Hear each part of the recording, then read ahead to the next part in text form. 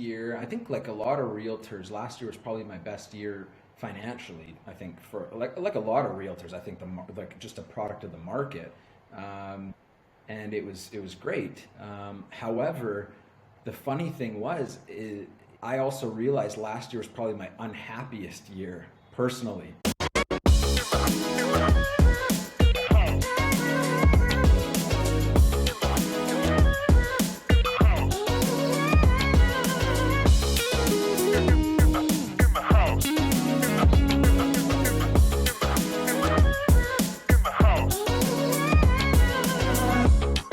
Hi, everyone. Welcome back to In the House podcast. I'm Tony Singh. And I'm Jenny Woon. And we have a very special guest here today, our good friend Ben DeVideo, the face of real estate. This is, this is a slogan I didn't realize was going to take off so much when I came up with it. Explain how that came about. It's like the face of real estate. Explain that.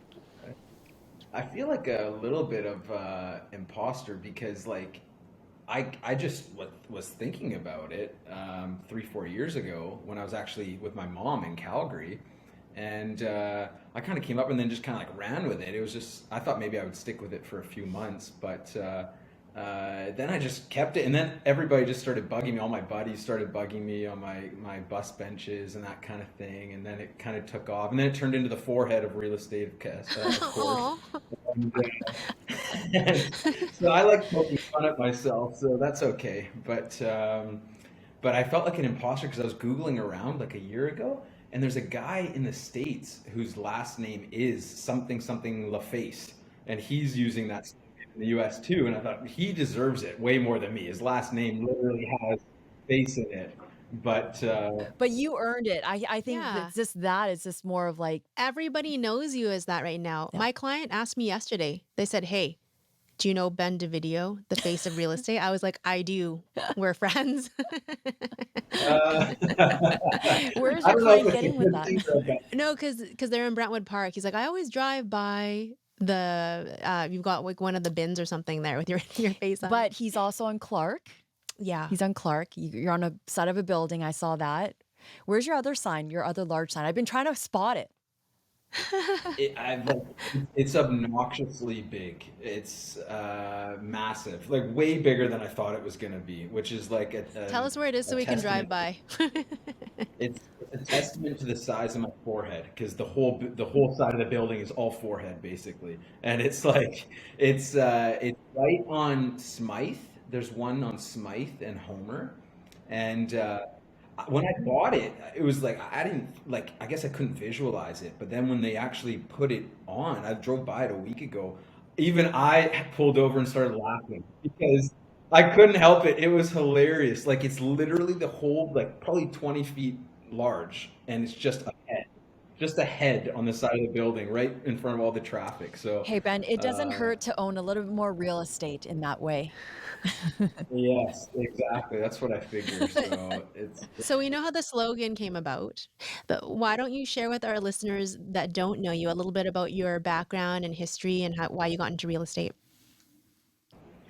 yeah. Well, it's I was always involved in sales. I grew up in Calgary. Well, I was born in Vancouver. I grew up in Calgary with my mom, and I wanted to be a firefighter, but found out I wasn't tall enough or anything like that. So that wasn't going to happen. So I needed a backup plan. I needed a backup plan quickly. So my dad was always in real estate here, and I grew up with my mom in Calgary though, so I kind of thought, well, I had a little bit of sales background. I started at Yellow Pages in Calgary. I was like 19 years old, 18 years old, and knocking on doors in the snow, that kind of thing. And then Oh, it that's what was she did like, I did too. that too. yeah, yeah, yeah. Actually, my first job, I should say, it wasn't. I didn't get hired at Yellow Pages till I had a little bit of sales experience. And my first ever job, right out of high school, I went on Craigslist, and I knew like post secondary at the time wasn't really for me at that time, anyways. So I got hired by, you probably know, like one of these pyramid companies, and it actually was. Yeah, in Calgary, it was a company kind of similar to BC Hydro, but it's called Direct Energy, and it was knocking on doors residentially, selling energy contracts, so you can lock in your rate with for electricity for the whole year, right? So I had no idea what the job was. I took it, and then I showed up my first day with like a cheap suit on, trying to be professional, that kind of thing. And they started driving me out into the middle of nowhere, out in Alberta somewhere. And I was like, what are these guys doing? Like, and then all of a sudden we jumped out of the car, and there was 2 feet of snow, and the guys started knocking on doors, and I was like starting to pick. Okay, I think this is the job. I think we're knocking on doors trying to sell this thing, and so the first few weeks it was like terrible. It was like 11 a.m. to like 11 p.m. by the time you got back to the office and went home, and but you know what? It was so funny. Is like after 3 4 weeks of doing it, I actually kind of got the hang of it, and I started making some sales. And it was, I think we got back then, it was $30 for every sale. So, so every time you got someone to lock in their electric rate, then you get $30. And sure enough, after like a month or 2 months, I was at the top of the company, and I started doing really well and leading in sales, and I just kind of got like the handle of it and how to talk to people on their doorstep. And the best part about it now looking back and is the sales experience that I got. I wasn't making a lot of money, but getting doors slammed in your face constantly out in the middle of nowhere in the cold was like the perfect primer to then go to Yellow Pages, which seemed easy after that, nobody slamming doors in your face, and then to eventually get into real estate in Vancouver. So, my biggest tip to any new realtor, giving away my whole theme of this. I thought we'd get to this in like minute 40, but it was like, I think the biggest piece of advice is go and get some sort of sales experience. It doesn't, don't even focus on the amount of money you're making. That's not the goal. The goal is to get the experience, right?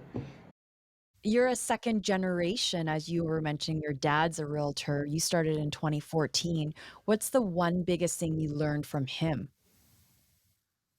Well, me and my dad have had a up and down relationship. So when I got into real estate, because I grew up with my mom in Calgary, and so when I came to Vancouver, you know, at 2014, I thought, okay, I'm going to give this real estate thing a go, and we sat down and had coffee, and I know he was, my dad's got a great reputation going way back in Vancouver, and he did a lot of business in the 90s, that kind of thing. So in my head, I kind of visualized this. Okay, we're going to be father son. We're going to hit the pavement. We're going to start making cold calls. We're going to make all these deals. And he was kind of like, no, man, I'm kind of slowed down now. I just kind of work when people call me. And I was like, well, what do you mean? Like, I just came out of Yellow Pages. I was young, and I was like, let's make some cold calls. And he wasn't really on that same level. And we actually never talked for the first 3 4 years I was in the business. We didn't speak at all. We kind of just did our own things, and then I think I kind of earned his respect with the way that my career kind of took off eventually. And then now we're at a good place, and the best he's a great dad, he's a great parent, and the best thing that he offers me is the advice that he gives me just in general in life is great. So, and his strength is, Tony knows, his strength is his communication skills. He can he's the best salesman I've ever met. And I'm not just saying that because he's my dad. I wish I had his sales skills. He can sit down with any developer, any lead, and even when I still get the butterflies, he can just make them all his buddies so quickly. He's got this ability to just make people, and then all of a sudden it's like the deal's closed and we're out the door. And I have a funny story related to this. I have a funny story about this. So, our dads were talking on the phone about a week and a half ago, because they used to sell real estate in at the same time, same areas. They were both high producers, top producers, and they were talking about us. So your dad, yeah, rightly so, very proud of you. But isn't that funny how it just comes full circle? Yeah, it's hilarious. He's like, sometimes I think everything happens for a reason, so I'm glad that I did it on my own, and that kind of thing. But his greatest strengths are his communication. His weaknesses though are I'm a little bit more OCD, a little bit more structured, and he's kind of like fly by the seat of his pants. And so it's a good yin to the yang, I think, too. But I'm really grateful now that like we got this awesome relationship. We talk every day. We go for coffee. He gives me advice. Yeah, it's Mm. great. So So you mentioned you thought we'd be getting into this around minute 40. We have to back up for a minute because we did yeah. not ask you what we ask The everybody, icebreaker the question. icebreaker question, which is what is your spirit animal? Oh, geez. Spirit animal. I gotta think of like an animal with short legs and big arms or something like that. By the way, for while you're Maybe like thinking about this, you've competed in physique competition. So, although you make fun of yourself Hmm. so far in the first like, I don't know, 10 minutes and 9 minutes if you've made fun of yourself, you're very, very disciplined. Your OCD has gotten you to a lot of places and a lot of awards. So anyways, let's go back to your spirit animal. Just wanted to mention that. I know why you're mentioning that. you know what? I would say like my spirit animal is probably like a pug, Aw, like those are short so and cute. Yeah. yeah, tiny little guy, but just adorable. And you adding Jules, your little princess, into all the videos, that Yeah, for sure brings up the number of engagements on the post. yeah, I hope so. She's my baby. I love her so much. She's 15 now, and she's just like awesome. She comes to the office every day, just sleeps. She's not very loud anymore at her age. She doesn't want to go for like these crazy hikes. So we're perfect together. We go around the block, we get a coffee, and we go home, and that's good enough, right? So yeah. Top producer since day one, and lately, I think the last 3 years, you've been hitting at the top 1%, and that means a lot in our industry. There's not Mhm. that many that make it to the top. Share with us what a day in the life of Ben looks like. Uh, well, you mentioned it before. You know, honestly, like it's a personal thing, right? I never really told a lot of people about it. Like my mom knows because she raised me in Calgary, but and my sisters and my brother knows. But like you mentioned it, like I've suffered from OCD since I was a really young age, um, and like I turn everything into a bit of a joke because like now in my adult years I've been able to like kind of like a Marvel movie. I've been able to like harness this superpower and turn it into to use for good because when I was young, I was honestly like I was probably one of the guys you'd see on like Maury Povich or Dr. Phil. Like I had to like I'd turn the light switch 3 times before I go to bed. I'd lock the door 3 times before like it was really like took a lot of life. And but as I grew up, like I kind of gave up those little rituals, which is I'm thankful for. But it's a blessing and a curse because the blessing part is I'm very structured. Like if I don't do the same routine every day, I cannot go to bed. I have to do the same routines and I have to have the same structures, and it's been a blessing for real estate and for sales. It's maybe cost me a little bit on the personal side, which is something I'm trying to maybe work on this year. That was my goal. But it's been great for real estate because every day I have the same structure. I actually eat the same meals every day for the past 4 years. I weigh them all out and I don't have any different meals. I'm very like, and I have to because if I don't do that, then something weird starts going. My circuits break in my brain, and so I really appreciate you sharing that. That's Mhm. very vulnerable and honest. Mhm. And I think that there's a lot of people that have been in the same position that you were in the past. Right. I know some friends as well that still haven't been able to actually break through the rituals. Um, so that's amazing that you've turned it into your superpower and used it for good towards your personal growth and business. We're curious, just because you have so many clients and you work with so many different types of people, what would you say your value proposition is for your clients and for your business? Well, it's I mean, it's nice to have, I think, an agent you can rely on to answer the phone no matter what, because I do have this structure and this compulsive disorder where I have to answer my clients back immediately. I cannot go to sleep if I know there's an email in my inbox, or if there's like a outstanding text message or an outstanding phone call. And I think that a lot of my clients, they even tell me every day, like, holy crap, man, I can't believe you got back to me at midnight or whatever, even though it was probably rude of them to send the text in the first place at midnight. But regardless, like, I just can't, I can't. And it's, being vulnerable again, like, it's cost me on the other side too, because it's hard to have a relationship with somebody that's like that too, right? I mean, because subconsciously what you're telling the other person is what your business means more than them in that moment, kind of thing, right? So, um, but it's something I'm working on.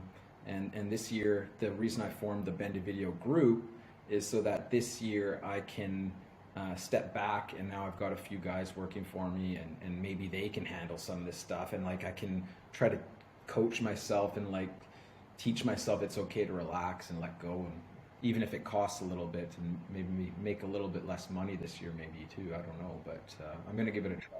So. So you're saying this is the first time you have worked or expanded your team before you were Mhm. solo.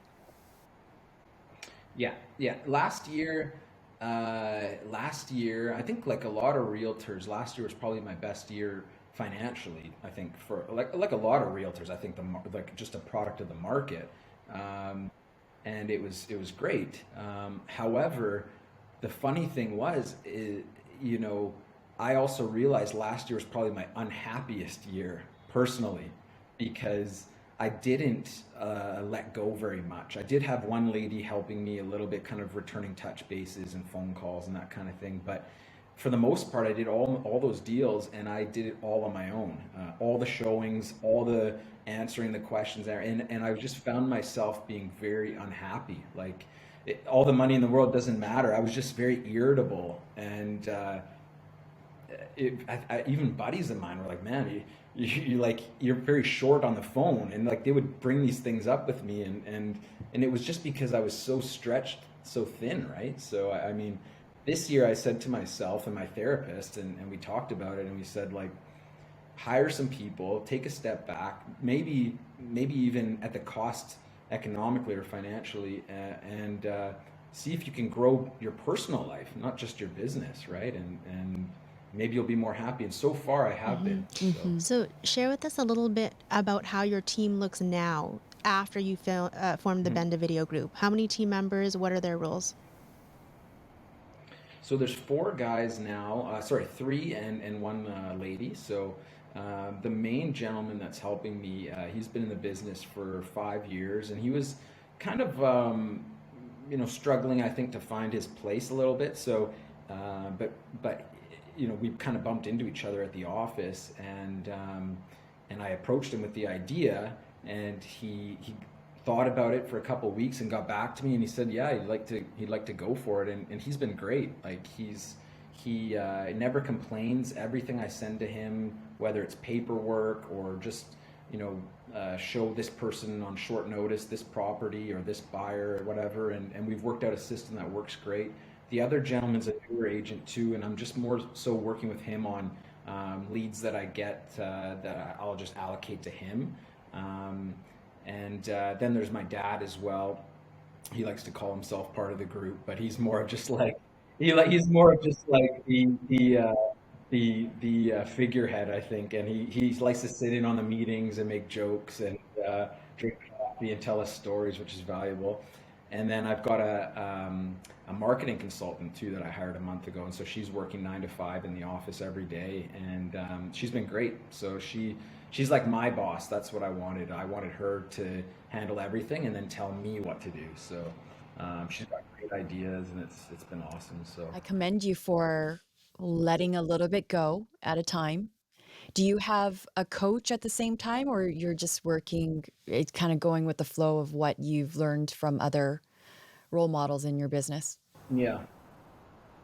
I don't have a coach right now, I mean, I do have a lot of mentors, but I don't have a real estate coach Or a right life now. coach even. Um, yeah, well, I have my Yeah. therapist, so I meet with him every 3 weeks. Yeah, so I think me and Jenny talked about it once actually, because I was saying like a lot of people put their physical fitness first and have physical coaches and personal trainers, but it's just as important. And it really, when someone explained it to me that way, that you should have a coach for your brain too, and for your well-being, not just your physical but your Mhm. mental, then it made sense. And so I hired this gentleman, and he's close to my age, and so we meet every 3 weeks, and it's Right. awesome, and we get everything Yeah. out. And No, I mean, so even to this yeah. day, I work with two separate coaches for two different reasons. And guaranteed, I know you said you're not sure if you're going to lose some money, but guaranteed the way, if you structured it right and the right splits, you'll be making more money actually, and you'll Mhm. be much happier.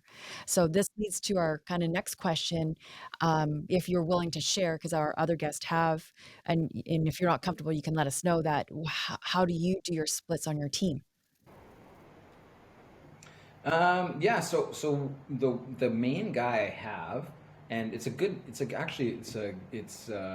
conversation to have, because I wasn't sure what other agents were doing, but I kind of thought to myself, what would I want if I was in Mhm. his shoes? And so what I've done with him is he like the main. So I've got two guys I'm just sending leads to. So that's just 100% commission. There's no base salary there. So if they close the deals, then they'll give me back 50%. And I try to make them good leads. Like again, my OCD takes over, and I usually end up phoning these leads when they come in, or when I get these referrals, and I actually make sure they're somewhat warm, and then I'll send it to these gentlemen that are new agents.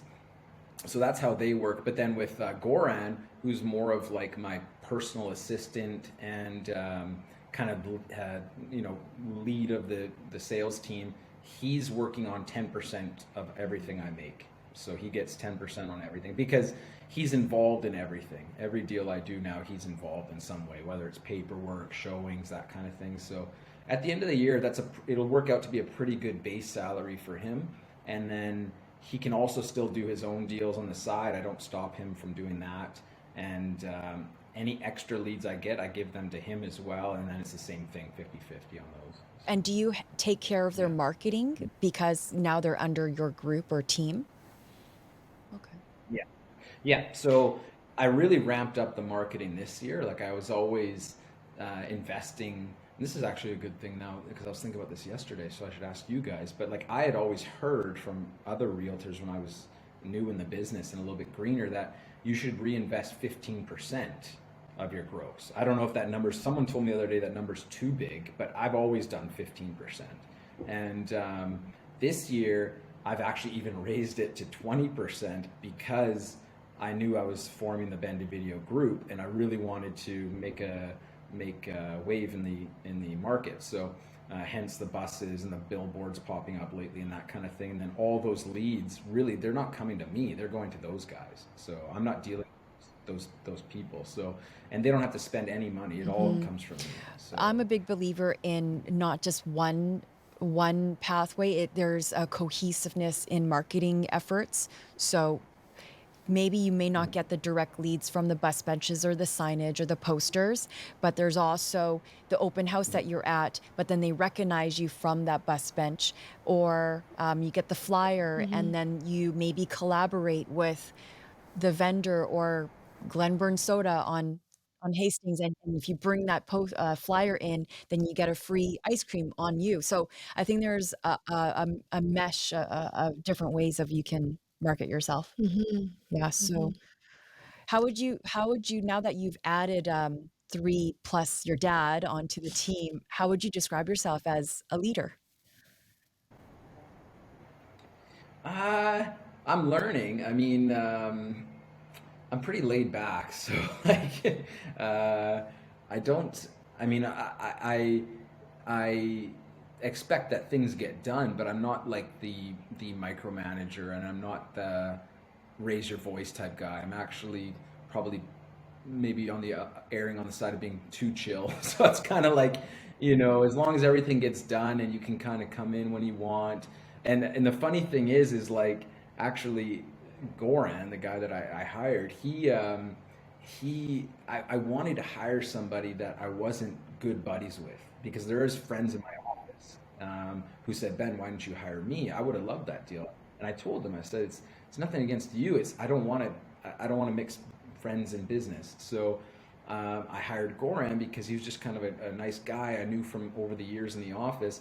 And now we're so close. He comes out every time I go out. He's with me. So I'm like, what was the point of hiring? He goes like, if you're with me when we go out, then who's going to handle Actually, our I have business, a right? question in So regards to that. So, if you're giving yeah. your team some of these leads that are coming in, which clients are you still servicing, or how often are you on appointments?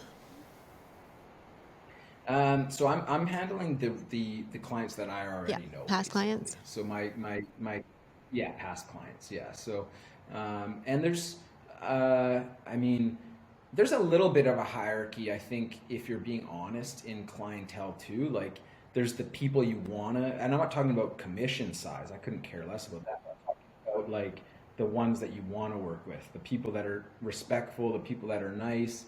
Like there's deals that we've done. I was talking to Tony about a listing yesterday, actually, I think 2 days ago. I said that's a perfect example of a client that, he's a little lower on the hierarchy list in the future. Not saying I wouldn't give him great service, but just personally.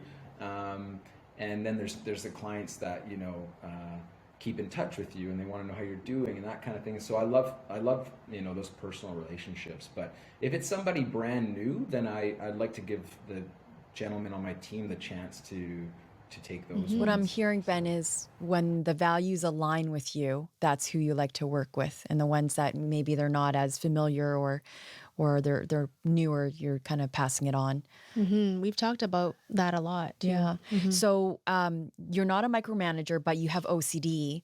So where do you draw the line? Where do you find your boundaries in that?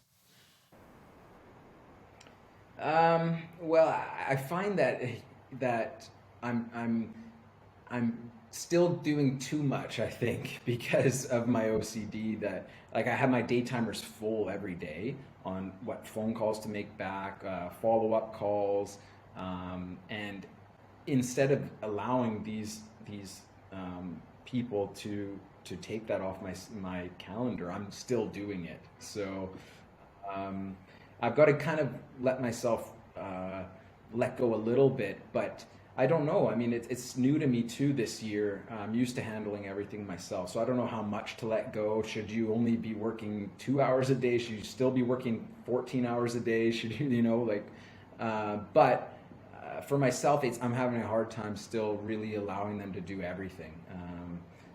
And Normal they've part even of told me. becoming a leader, right? The leader that you're meant to be. Mm-hmm. hmm this is a really good question. Are there any crucial business decisions that you made to get yourself from a top 5% producing realtor to top 1%? Or were you just working harder and more? Mhm.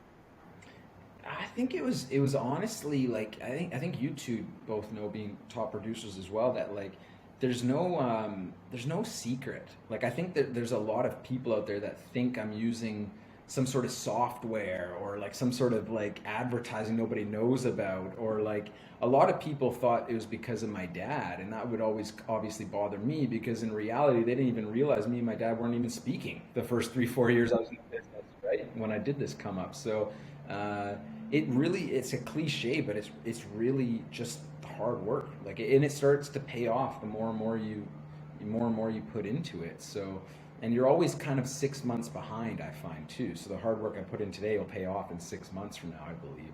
So, that's I know it's cliche, but having things like OCD helps too. And I don't think that everybody, you can't just go out and manufacture that, right? You can't just artificially come up with that. So I'm a little bit blessed to have that, I think, in a way. But for every positive, there's a negative. Are you a book reader or an Audible listener at all? I do the Audible thing a little bit. I'm also reading a book on Stoicism right now, but I find myself like I'm supposed to do a chapter a night was my goal. and I'm finding myself Yeah. like working late, and then like it started with a chapter a night, and then it was like a chapter every 3 nights, and now it's like been a chapter every like 10 days. So I'm I was behind just, now, I was but gonna just do a yeah. mirror suggestion. If you were looking for some suggestions on leadership, um, is to build autonomy with your team. My team's been with me for at least 6, 7 years. And Michael from Oakland is always asking, how do you keep your team like, because they don't plan on moving. They don't plan on ever leaving West One. So it's the book, Leaders Eat Last, by Simon Sinek. Yeah, he's it gives you a lot of tips on how to lead Mhm. with charisma. Yeah. So something that, yeah. So, Well, I know that you've known your team for a long time too, and they all seem very happy because I bump into yeah. them quite often. So, and they all say good things. And I know on your Instagram, you guys are always doing good team building exercises Yeah, too. yeah, So it's that's awesome. just as important that they own this brand. Although I'm, registered with the government and I pay the taxes and file the annual dues, but at the end of the day, they're just as important to represent this brand as Mhm. I am. So, if someone is newly licensed and you've been in the business for 8 years, what three traits or skills should they carry or should they have? What are the fundamentals to be able to survive in the first couple of years of the business? What kind of recommendations do you have?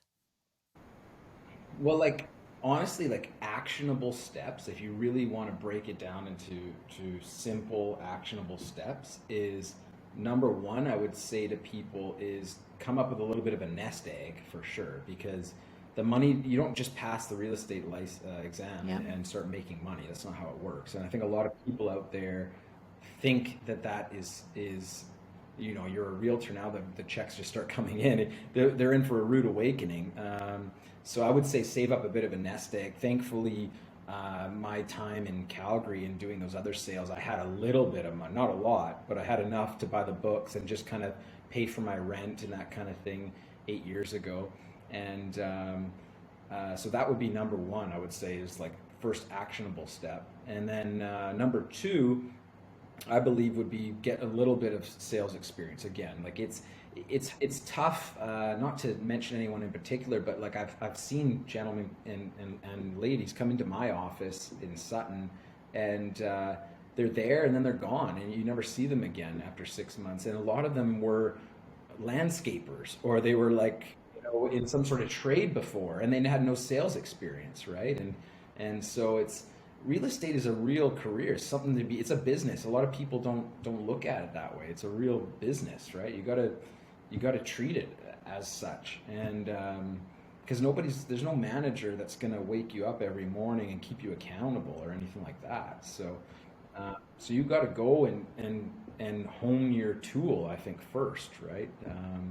And learn how to talk to people, get a little bit of life experience, and then I would say get your license and give it a go. But Then Mm. that's really sage advice. You're very insightful. Um, And you got really good work ethic too, it sounds yeah. like. So that really helps. Um, in today's market, it's been shifting a little bit. We were speaking about that before we hopped on the podcast. How are you having discussions with your clients about today's market and the mortgage rates? And any predictions for the remainder of 2022? yeah, I mean, well, I think for the remainder of 2022, it'll probably be a lot very similar to how it is today.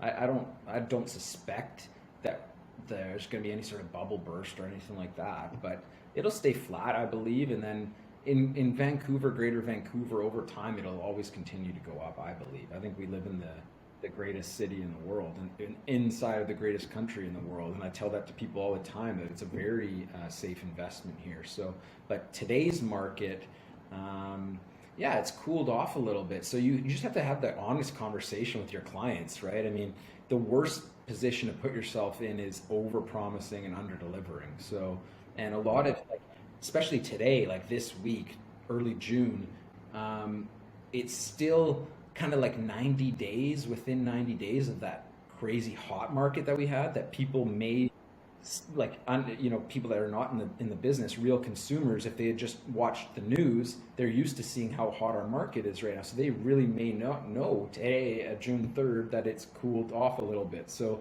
you have to explain these things to them and keep their expectations within reason, I think. And Otherwise, you end up looking bad when you don't deliver, and you lose the client in the long run too. Because even if you get a deal out of them now, they'll have kind of that sour taste Mhm. in their mouth. So I know that you said you were at 15% on your marketing budget.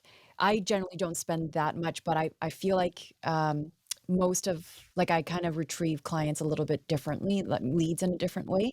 But I know you from the gym. I know you that you've done a lot of advertising in Burnaby. Now you're saying you have big billboards in Vancouver downtown. The expansion of 15 to 20%, is it to service your agents that are on your team now so that they are getting their pipelines filled? Yeah, yeah, totally. I think so. I mean, because I kind of made a promise to them too, like, hey, you know, give me everything you got, okay? Like, trust me, give me everything you got, and I promise I will do my best to really take this serious and to keep you busy and to deliver on my promise that you'll have these leads, like, essentially, really. I mean, like, that's what it's all about in this business. So um, I think because they took a big leap of faith too, to kind of abandon their brand, which is essentially what they're doing, and their business cards only say my name on it now, with their, of course, their name underneath, kind of thing, and they're working to help me. So the least I can do is reinvest back and try to keep them busy and them happy, and so far it's worked out. Um, the massive, like, ego billboard downtown, I think that's more of just like for that's more almost just because everybody from Burnaby drives downtown anyways. So I think that was more just like, honestly, in a way, it's a little bit of like a comedic billboard in a way, because it's just hilarious just to see it down there, and like, I always get these texts every day of people just Yeah, it's a laughing. So conversation starter. Yeah. Do you focus a bit on digital leads too then? So yeah, so there's a mix of everything. yeah, yeah, there's a pretty good mix. You're right though, like, too, the I'd say that creative advertising, which is the billboards, the bus benches, you won't really. I don't think I've ever really necessarily got a deal where someone said they saw my name driving on that billboard, and they wrote my number down and called me. I don't think I've ever had that, but it has come up a lot as a conversation starter. But yeah, like the digital marketing, that sort of thing, those produce a lot of cold leads that you can, if you're good enough, you can maybe turn those, or turn those into real clients and real commissions. But and when I say good enough, like, I don't want to come across as like arrogant or anything like that, because I don't believe necessarily um, that's what makes a top producer. I think that we're all capable of being good salespeople, or even if you take the not the top 10%, the top 30%, everybody in there is capable of sales, talking. It's really a work ethic thing, and a structure and a discipline thing. So As we are almost mid year in 2022, and you've got a lot of awesome new things going, your team working on leadership, trying to maybe put more emphasis on life goals as well. What's your overall goal for the year? my overall goals this year was just to create more maybe, like, I think the best way of boiling it down is learning to love yourself more, really. And it's, again, another cliche, but when you're working nonstop and you have this, like, drive, like, growing up, we didn't have a lot of money in Calgary, and so, like, I've kind of had this programmed into my brain, this scarcity, and um, I think that it's pulled me a little bit away from my personal growth too, because I've just always been so focused on money and making sure I'm okay and that my mom's okay and that the business is good. And so this year, my goals were to just be a little bit happier with myself, and it's okay to take a weekend off and relax and do what I want, whether it's sitting on the couch or working out or just hanging out with Jules or whatever, or traveling. So that's really what my goals were this year, is just to kind of learn to chill more and learn to be okay sitting with myself. That takes a lot of work, stillness and silence, and putting away your phone. I know it's really hard. It's unsustainable. Unsustainable. Yes. Yeah. It's tough, right? I mean, especially nowadays, like your phone's always going off, right? And so it is hard, I find, to like, even when I have gone on vacation, I found myself I get upset at myself because I keep picking it up to phone people back and that kind of thing, right? So I've got to hopefully learn Yeah, to let it's go a definitely little hard bit. So with relationships if you are dating someone or you're with a partner who's not in the business and they don't understand the demand it takes yeah, on your phone. yeah. Oh, definitely. I've definitely can give you lots of testimonials there. So, other than your counselor, or sorry, what's the name? Not counselor, Life coach, therapist. therapist. Who else is keeping you accountable to make sure you're staying on track of your goals? Well, I've got a lot of good friends in the business. Speaking of partners, actually, I was in a relationship with a realtor for a long time, and me and her are still great friends. And so we actually keep each other accountable every day through WhatsApp. And we're kind of real estate nerds, so we talk to each other a lot about our goals and what we're doing differently and that kind of thing. So I've formed relationships with certain people like that, and if I find, like, if they're not goal oriented like that, I find that organically I spend less time with those people anyways. So not that they're bad people, we're just different, right? And I used to have a lot of friends that I'd hang out with, maybe before I was in real estate, that I don't talk to very much anymore, because I think we're just maybe, prioritize. Yeah, just different priorities. I'm not saying my way is the right way.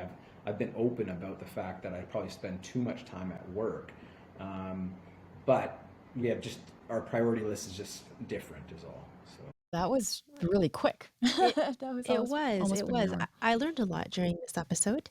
Um, to close, yeah, go ahead. I have one more question actually, Okay. because this is probably a question that a lot of people ask us too. Mhm. When you are sending leads to your team and you're not a micromanager, we've established that, Mm. but it sounded like you get back to when you're on your own, you get back to leads right away. How do you make sure your team is following up the way you would want them to follow up? So the nice thing about hiring Angelique, who's in charge of my marketing now, is she used to work for a realtor too, back in her home country, and so me and her were. She's a workaholic. And she's brought a lot of ideas to me as well, and so. Speaking of the whole OCD thing again, we've come up with spreadsheets and systems. So now everything goes into a spreadsheet, and there's even a spreadsheet for this is what Ben's expectations are for you for follow up on leads. So if they ever get confused, they can go back to that. It's kind of like a little branded sheet, and I'm happy to share that with whoever wants to see it. And it's kind of like, this is how Ben would do it, and this is how he would expect you to do it too. Like, follow up every 48 hours, so and so and so, and email on this day, and et cetera, et cetera. So. In a CRM? It's right now it's in a Dropbox, but we do have a CRM too. But yeah, it's kind of like an editable spreadsheet. Yeah. Good tips. We do with our guests. We like to end on a fun note. So we have some rapid fire questions for you if you want to play the little game with us, and then we'll let you go about your work for today. First Not that we haven't question. asked him enough questions. I know, poor guy. What would you tell yourself 8 years ago knowing what you know today? Oh man, it's rapid fire, so I can't think. 8 years ago, uh, I would say just have faith and chill and have Mhm. faith, you know, and don't stress so much. That's why I got all the lines on the big forehead. 3 words to describe yourself. Oh man, I wish I had thought about this. 3 words to describe myself.